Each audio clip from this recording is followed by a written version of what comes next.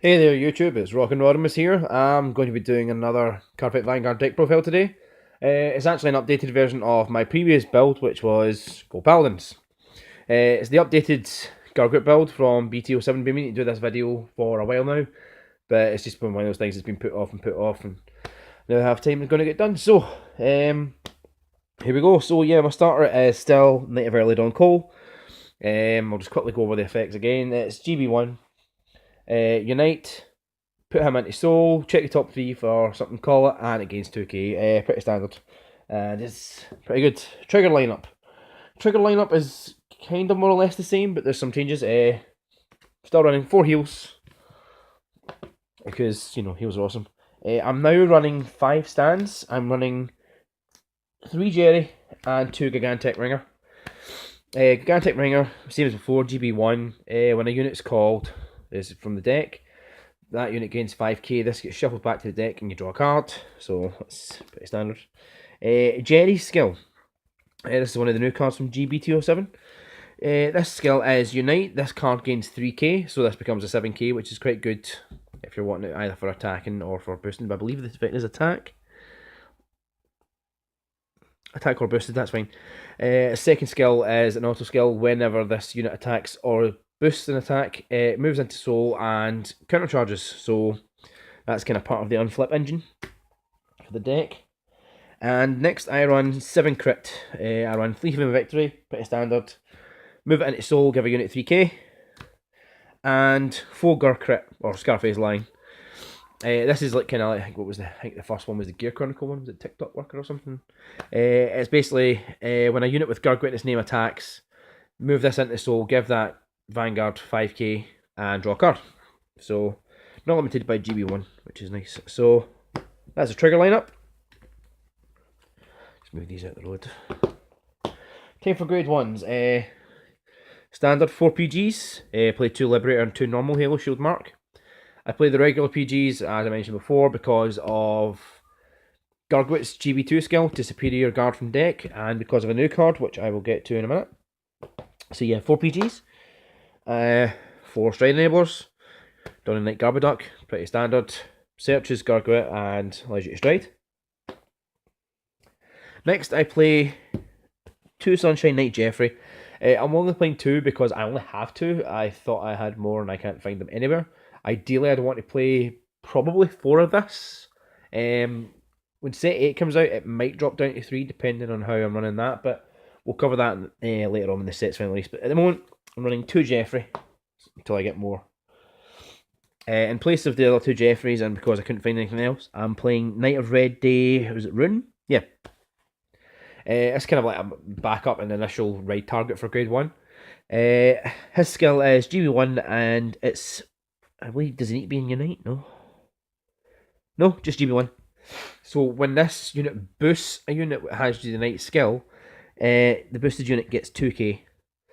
So essentially it makes itself a 9k booster when it's something with Unite, which really helps with, I believe it's Marchie it's pronounced, 8k grade 2. It helps build numbers, or with one of my grade 3 choices, it helps it reach like 21, so, or 22, or 23 I think it is, so that's that. And finally, I run 1 Knife Throwing Milligan. I don't really want to run this, but in the off chances where I don't get all my like unflips off from Marchia or Jerry, then this is kind of a backup. Skill is Soul Blast 2, unflip 2 damage. So yeah. Onto the grade 2s. I run 4 Knight of Springs Light Paramore. This is also a new addition. Really like this card. It is an instant Unite setup, as skill is also Unite. It gains 2k, making it 11k. Its next skill is GB1. When this unit is called, 2 regards, so whether it's from hand or superior calling, you counterblast 1. You check the top 3 cards of your deck and call 1 to the same column. So ideally you're hoping for either Jerry, the trigger, or any grade 1 to call as a booster. And this is the only unit in the deck, I believe, where the cards you don't call go to the bottom of the deck. Everything else is shuffles, so you call 1 and the rest go to the bottom of the deck. That's the only card in the main deck that does that.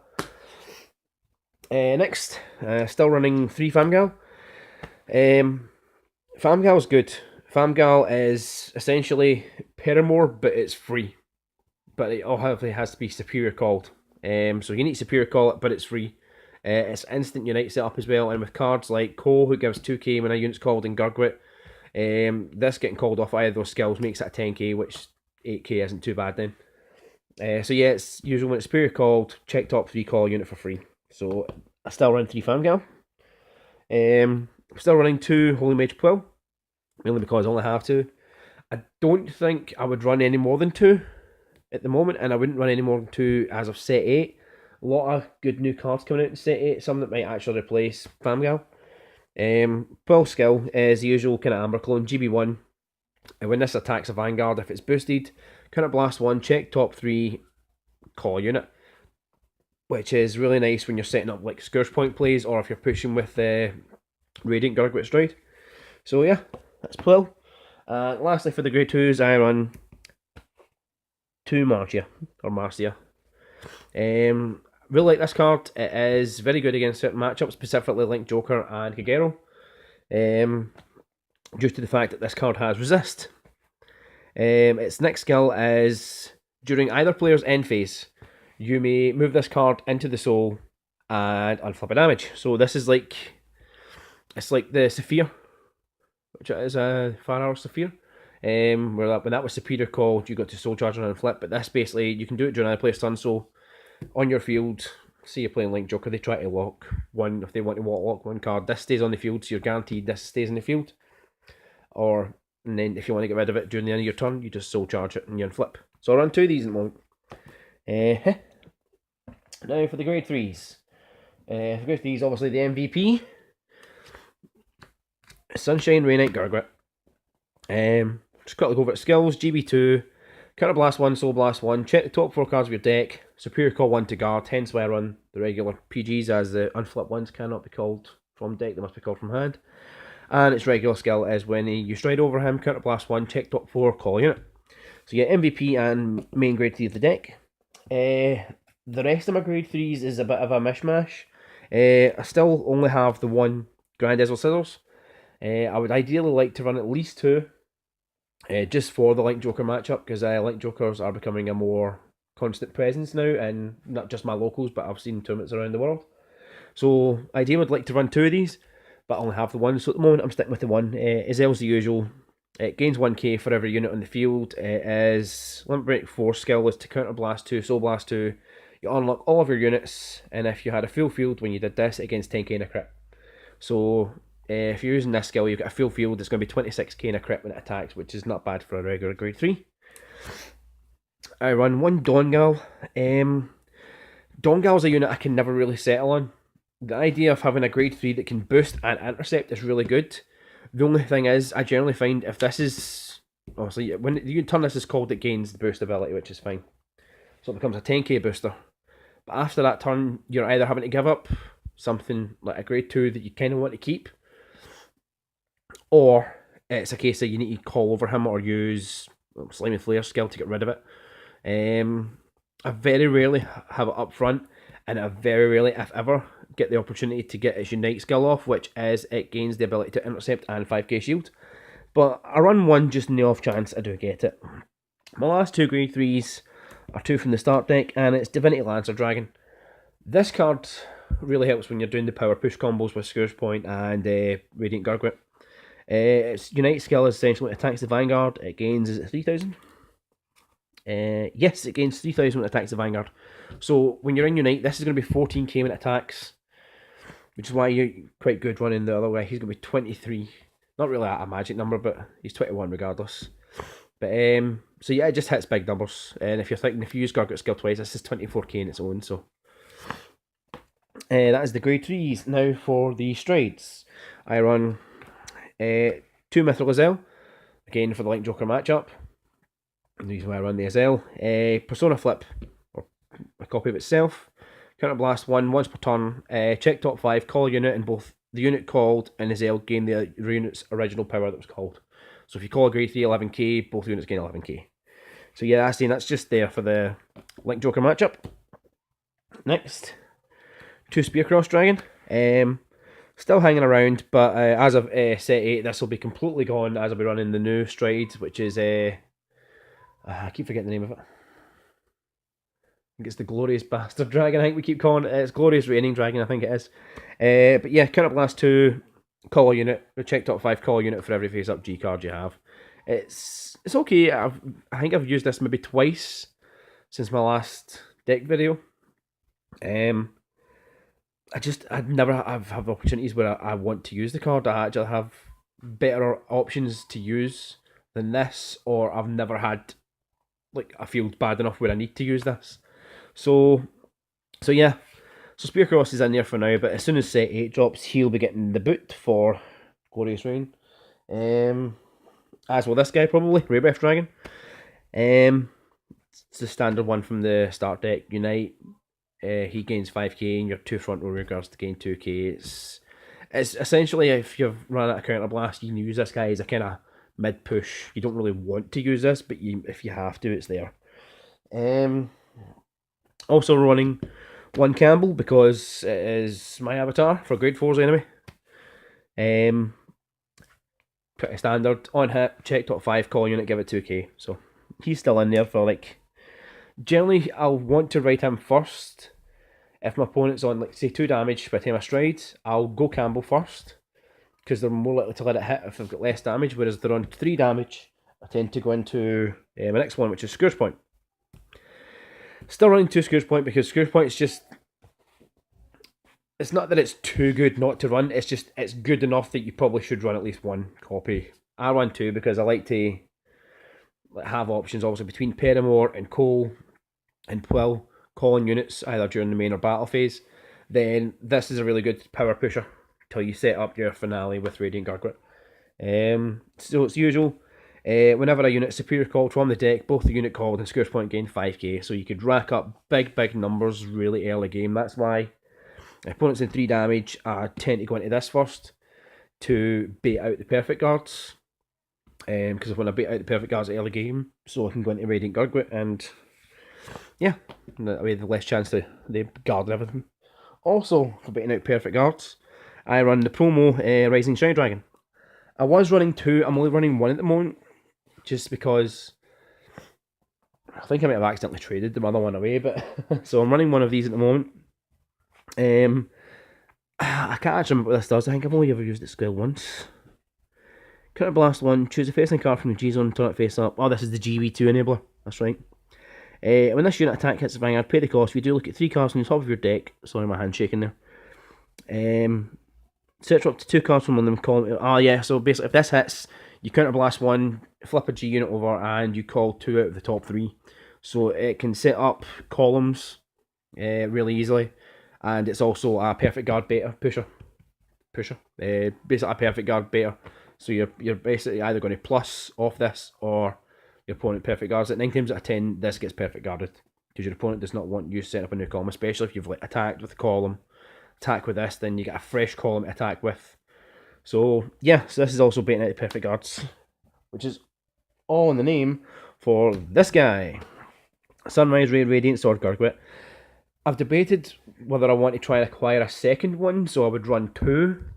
I find if you've used this, you're only going to use it once a game, maybe twice if your resources are good enough.